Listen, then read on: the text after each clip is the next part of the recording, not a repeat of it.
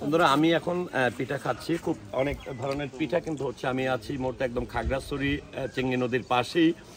10 থেকে 15 মিনিটের পথ পাড়ি দিয়ে আমি চলে আসছি এই জায়গাটিতে। এখানে বড় একটা বট গাছ আছে এবং এই বট গাছকে ঘিরেই এখানকার মানুষের কাছে খুবই জনপ্রিয় একটি জায়গা। এবং বিকেল হতেই দেখেন এই বটতলিতে সারিবদ্ধভাবে বিভিন্ন ধরনের খাবারের ছোট ছোট করে দোকান কিন্তু এখানে বসা শুরু করেছে। আমি একটা দিদির দোকানে চলে আসছি। দিদি এখানে তেলের পিঠা বানাচ্ছে। আমরা সাধারণত সমতল অঞ্চলের মানুষ এইগুলো অনেকটা সমস্যার মতন দেখে থাকি, কিন্তু এই পিঠাটা খুবই টেস্ট। দিদি এটা চালটা কি বিনে চাল? বিনে চাল, বিনে যে চালটা কি দিয়ে?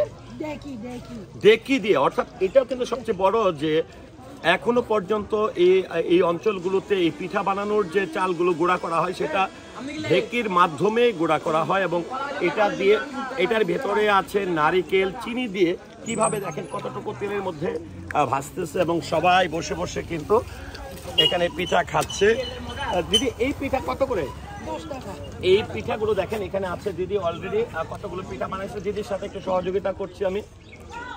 দেখেন এইগুলো 10 টাকা করে পিঠা, তেলের পিঠা বলে। খুবই মজা, খুবই মজা খাচ্ছি। তারপরে দিদির কাছে আরো কিছু পিঠা আছে। এখানে দেখেন কলা পাতার পিঠাও কিন্তু এখানে আছে। এই দেখেন কলা পাতার পিঠা। তারপরে দিদি আরো পিঠা বানাবে। এই যে এখন সবচেয়ে ব্যতিক্রম একটা পিঠা কিভাবে বানায় দেখেন, যেটা পানিতে না গুলিয়ে শুধুমাত্র যে এই যে চালের যে গুঁড়াগুলো রয়েছে এই গুঁড়াগুলো এখানে দিয়ে। কারণ অনেকে আমরা যেটা পাটিসাপলার পিঠাগুলো যেগুলো আমরা খেয়ে থাকি সাধারণত সমতল অঞ্চলের মানুষ, সেগুলো হচ্ছে পানিতে ভিজিয়ে সেগুলো কিন্তু করা হয়।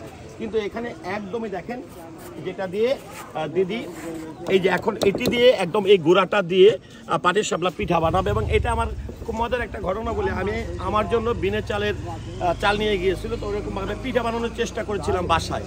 কিন্তু যখন এই চালটা দিয়ে মেরা পিঠা যেটাকে বলে এটা করতে যে একদমই জাউ টাইপের হয়ে গেছিল, খিচুড়ি টাইপের হয়ে গেছিল। কিন্তু তখন আমার আম্মার সে 5 কেজি চালই শেষ, অর্থাৎ এই পিঠাটা সে বানাইতে পারে নাই। তবে আমি আজকে দেখাবো দিদি কিভাবে আসলে এই পাটিসাপলা পিঠাটা কিভাবে বানায় সেটি আমি আপনাদেরকে একটু দেখাবো। তো অবশ্যই আপনাকে পুরো ভিডিওটির সঙ্গে থাকতে হবে। দিদি অলরেডি গরম চুলায় এখানে কড়াই বসাই ফেলছে। এখন আস্তে আস্তে করে এটা গরম হবে। গরম হওয়ার পরে এই যে এখন দিদি মোটামুটি রেডি। এই দেখেন একটু কাছ থেকে দেখাই যে কিভাবে দিচ্ছে। একদমই কিন্তু দেখেন এখানে কিন্তু কোনো ধরনের পানি ব্যবহার করা হয়নি। তো এখানে বিনের চালটা থাকার কারণে কিন্তু এটা একটু আঠালো টাইপের হয় এবং এই আঠালোটা হওয়ার কারণেই মূলত লেগে যায়। তো এখানে যে পিঠাটা আমরা খাচ্ছিলাম এই পিঠার জন্য পিঠার ভেতরে কিন্তু এই জিনিসটি দেওয়া হয়। দেখেন নারিকেল চিনি দিয়ে কত সুন্দর করে করা। তো এই পিঠাটা পর্যন্ত অপেক্ষা করব যে এটা কিভাবে এই যে এটা কিন্তু দিবে পাটিসাপলা যেটা বানাচ্ছে এটার মধ্যে কিন্তু এই নারিকেলের যে গোড়াটা রয়েছে চিনি দিয়ে সেটা কিন্তু দিবে, যার ফলে কিন্তু মিষ্টি হবে। পিঠা কিন্তু দিদির চালের যেটি আসলে এটাতে ব্যবহার করছে এটি হয়ে গেছে। একটু রিটার্ন আমরা যদি দেখাই, এটা এখন দিদি তুলে ফেলবে। দিদি কিন্তু এটা এখন উঠায় ফেলবে। দেখেন দিদি এটা উঠায় ফেলছে। উঠানোর পরে এখন দেখেন দিদি এখানে একদমই সুন্দর করে আস্তে আস্তে করে কিন্তু নারিকেলটা এটার ভিতরে ঢুকাই দিল। দেওয়ার পরে সুন্দর করে বলে এটাকে এই পিঠা কিন্তু কমপ্লিট। অর্থাৎ এই পিঠাটাও কেমন লাগে আমি একটু খেয়ে দেখবো। দিদির আজকের দিনের এই পাটিসাপলা পিঠারও প্রথম কাস্টমার আমি। দিদি এই পিঠা কত করে? 10 টাকা। এটা 15 টাকা করে, আর আমি যেটা খাচ্ছি 10 টাকা। এবং এটা গরম গরম খাইতে হয় না, গরম না খাইলে মজা নাই।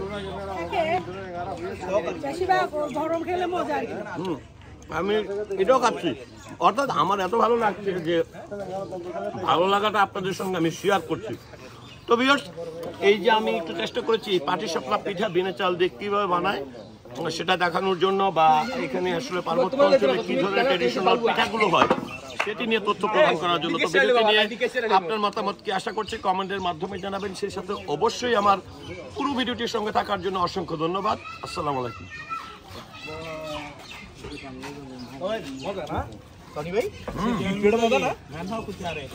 এটা আমি 24 মাইল লাগাইছি।